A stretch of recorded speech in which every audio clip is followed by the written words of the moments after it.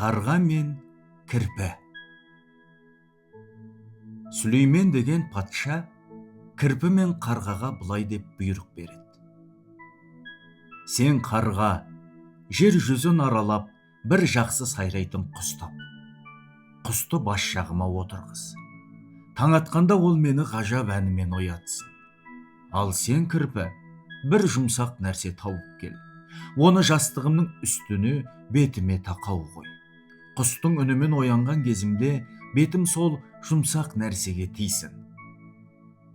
Қарға дамыл таппай, дүние жүзін аралап, көп құстың сайрағанын естиді.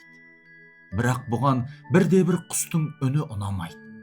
Оған бұлбұл да, басқа да құстар жақсы сайрай алмайтын болып көрінеді.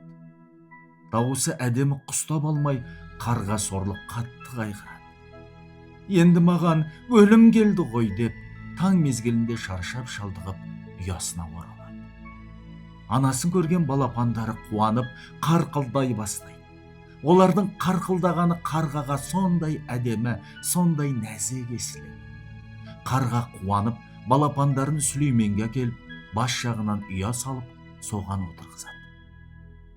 Кірпі де дамыл таппай, жер жүзін кезіп, жұмсақ нәрсе іздейді. Бірақ еш жерден таба алмайды. Бұл да жалығып, арып ашып, үңгіріне қайтып келеді. Анасын көрген балалары алдынан шығып құшақтай алады. Кірпі оларды бауырына қысады. Сонда оған балалары сондай жұмсақ болып сезіледі.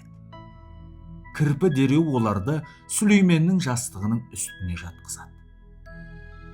Қарға баласын әппағым дер, кірпі баласын жұмсағым дер деген сөз сол заманнан қалса керек.